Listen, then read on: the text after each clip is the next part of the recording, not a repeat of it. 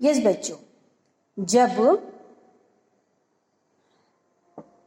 सियार जो है बगुले को अपने घर भोजन पर बुलाता है और थाली में खाना परोसता है, खीर परोसता है, तो फिर बगुला भी उससे बदला लेने के लिए सोचता है और वो भी सियार को अपने घर आने का निमंत्रण दे देता है। जब वो निमंत्रण देता है तो जब सियार भी खुश हो जाता है कि मुझे भी बगुले ने भोजन पर बुलाया है, लेकिन जब वो उसके घर जाता है तो जैसी चतुराई सियार ने दिखाई वैसा ही क्या किया, बगुले ने भी दिखाया। बगुले ने भी एक पतले मुंह वाले बर्तन में क्या किया, सियार के लिए भोजन निकाला और बोला इसमें हम दोनों साथ साथ खाएंगे। ठीक है। च अवदत मतलब और बोला, मित्र मने मित्र, आवाम मने हम दोनों, अस्मिन पात्रे मतलब इसी बर्तन में, सहे भोजनम कुर्वः यानी साथ साथ भोजन करेंगे।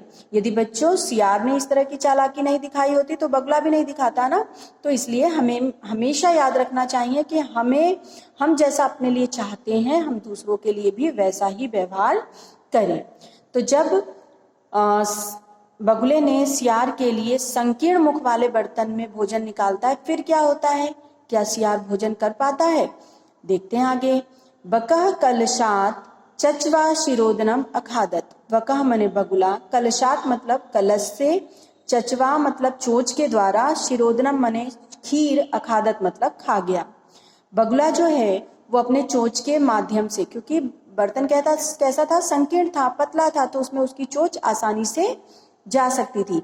तो उसने क्या, बगुले ने कलश में से अपने चोंच के द्वारा जो है खीर खा लिया। परंतु मतलब लेकिन या मगर, श्रीगालस्य यानी सियार का, मुखम मने मुख, कलशे मतलब कलश में, न प्राविशित, न मने नहीं, प्राविशत का मतलब होता है प्रवेश करना या घुसना। लेकिन सियार का मुंह जो है वो कलश में नहीं घुस सका। अतः बकह सर्वम शिरोदनम अखादत। अतः मने इसलिए, बकह मने बगुला, सर्वम मने सारा, शिरोदनम मने खीर, अखादत मतलब खा गया। इसलिए सियार जो है जब उसका मुख कलश में नहीं पहुंच पाया तो इसलिए बगुला सारा खीर जो है वो खा गया। श्रीगालः च केवलम ईर्ष्या अपश्यत। श्रीगालः मने सियार, च मने और सियार, केवलम मने सिर्फ, ईर्ष्या का मतलब होता है नफरत से, अपश्यत मतलब देखता रहा, मतलब गुस्सा। ईर्ष्या मतलब गुस्सा भी हो सकता है, नफरत भी हो सकता है। जब उसे खाने को नहीं मिला, बगुले ने सारा खीर खा लिया, तो सियार को गुस्सा आ रहा था और वो ईर्ष्या से उसको देखता ही रहा, केवल देख ही पाया और कुछ नहीं कर सकता था। श्रीगालः वकम प्रति यादृशम व्यवहारम अकरोत।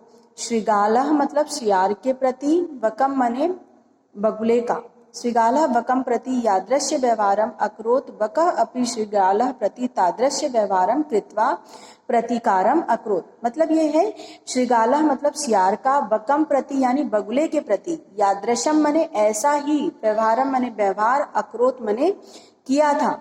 श्रीगाल का भी बगुले के प्रति ऐसा ही व्यवहार था, या सियार ने भी बगुले के साथ ऐसा ही व्यवहार किया था। बकह मने बगुले ने भी, अपि मने भी, श्रीगालम प्रति तादृशम व्यवहारम कृत्वा प्रतिकारम अकरोत। इसलिए बगुले ने भी सियार के प्रति वैसा ही व्यवहार करके बदला लिया। प्रतिकारम मने बदला, अकरोत मतलब लिया। सियार ने बगुले के साथ ऐसा ही व्यवहार किया था।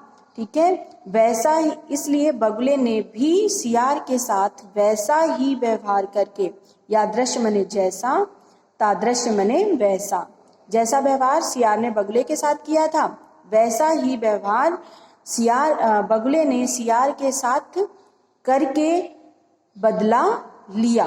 उक्तमपि का मतलब होता है ठीक ही कहा गया है, उचित ही कहा गया है। आत्म दुर्व्यवहारस्य फलम भवति दुःखदम। आत्म दुर्व्यवहारस्य मतलब अपनों के साथ बुरा व्यवहार। आत्म मतलब अपने जो होते हैं, व्यवहारस्य मतलब बुरा व्यवहार। अगर हम दूसरों के साथ बुरा व्यवहार करते हैं, अपनों के साथ बुरा व्यवहार करते हैं या दूसरों के साथ बुरा व्यवहार करते हैं, सिर्फ अपने बारे में सोचते हैं, फलम भवति दुःखदम, तो इसका फल हमेशा दुखदाई ही होता है। ठीक है, यदि हम दूसरों के साथ दुर्व्यवहार करते हैं, बुरा व्यवहार करते हैं अपने लिए, ठीक है, तो उसका फल हमेशा कैसा होता है, दुखदम यानी दुखदाई ही होता है।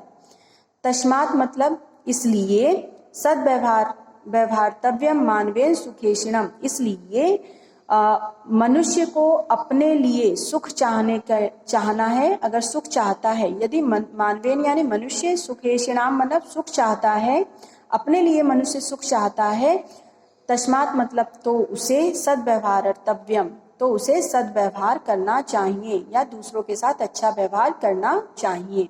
ये इस पाठ से हमें क्या मिल रही है, सीख मिल रही है कि यदि हम दूसरों के साथ बुरा व्यवहार करते हैं तो उसका फल जो है वो हमें दुखदाई ही मिलेगा, हमें भी बदले में वैसा ही कष्ट मिलेगा। इसलिए यदि हम सुख चाहते हैं या मनुष्य सुख चाहता है तो ये जरूरी है कि वो दूसरों के साथ अच्छा व्यवहार करे।